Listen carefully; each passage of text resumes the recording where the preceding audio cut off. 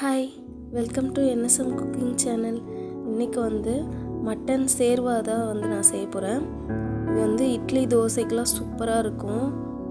எப்போவுமே மட்டன் குழம்பு அந்த மாதிரிலாம் வைக்கிறது எல்லாருக்குமே தெரியும். இது மட்டன் சேர்வா. இது ரொம்ப சூப்பராக இருக்கும். அதுக்கு மட்டன் 300 கிராம் எடுத்திருக்கேன். வெங்காயம் மீடியம் சைஸ் வெங்காயம் 2 கட் பண்ணி வச்சுருக்கேன். 2 மீடியம் சைஸ் தக்காளி கட் பண்ணி வச்சுருக்கேன். இஞ்சி பூண்டும் அரைச்சி வச்சுருக்கேன். அதுக்கப்புறமா பிரிஞ்சி இலை, சோம்பு, பட்டை. இப்போ குக்கரில் ஆயில் ஒரு 2 ஸ்பூன் ஊற்றிக்கோங்க. இப்போ அது காஞ்சதும் இதை அதில் போட்டுக்கலாம்.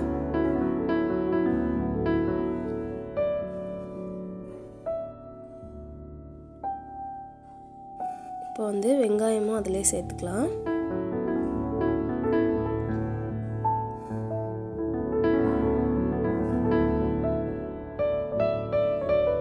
இப்போ இந்த அளவுக்கு வதங்கினதும் இஞ்சி பூண்டு பேஸ்ட்டும் அதில் சேர்த்துக்கலாம்.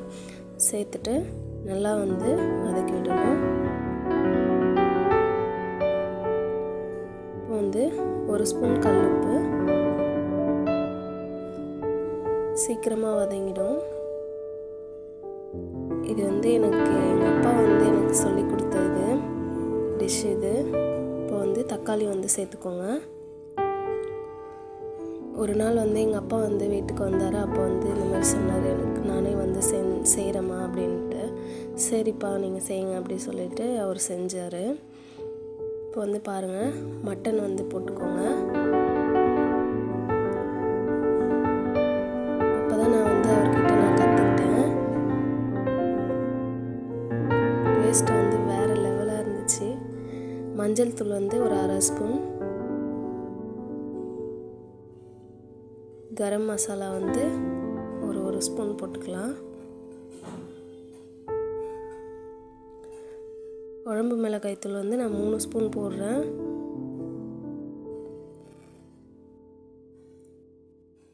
இதுவே காரம் கரெக்டாக இருக்கும்.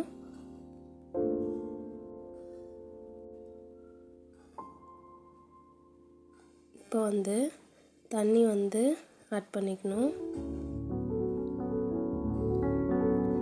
இது மட்டன்றதுனால ஒரு 5 விசில் 6 விசில் அப்படி வைக்கணும். அப்போ தான் நல்லா வெந்திருக்கும். அதனால் தண்ணி கொஞ்சம் நிறையவே ஆட் பண்ணிக்கோங்க.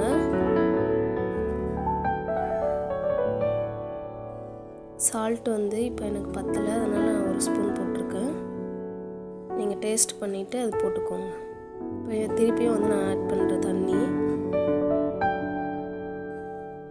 அவ்வளோதான். இப்போ மூடி போட்டு ஒரு 5 விசில் நான் வச்சுருக்கேன். இப்போ இதில் நம்ம விசில் வந்ததும் அரைச்சி போடுறதுக்கு தேங்காய் ஒரு கைப்பிடி, ஒரு கைப்பிடி உடைச்ச கடலை, சோம்பு, இதை அரைச்சி நம்ம அதில் சேர்த்துக்க போகிறோம். இப்போ பாருங்கள், 5 விசில் வந்துடுச்சு.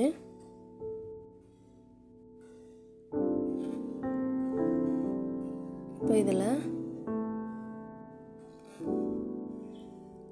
அரைச்சி வச்சுருந்தோம்ல, அதை அதில் சேர்த்துக்கலாம்.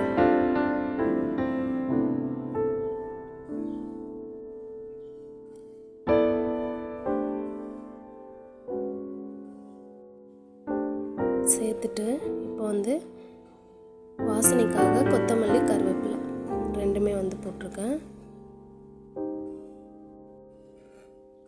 போட்டுட்டு நல்லா ஒரு 5 மினிட்ஸ் கொதிக்க விடுங்க. ஏன்னா நம்ம அரைச்சி ஊற்றிருக்கோம்ல, அது கொதிக்க விடணும். அதுக்கப்புறமா மிளகுத்தூள், அதுவும் 1 ஸ்பூன் போட்டுக்கலாம், போதும்.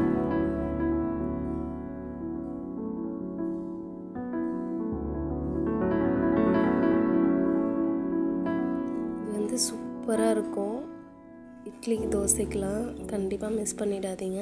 இங்கே பாருங்கள், நான் இட்லி தான் இன்றைக்கி செஞ்சேன். அதுக்கு இந்த மட்டன் சேர்வா செஞ்சேன்.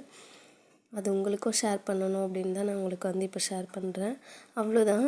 இந்த வீடியோ உங்களுக்கு பிடிச்சிருந்தா லைக் பண்ணுங்கள், ஷேர் பண்ணுங்கள், மறக்காமல் சப்ஸ்கிரைப் பண்ணிவிடுங்க. பாய்.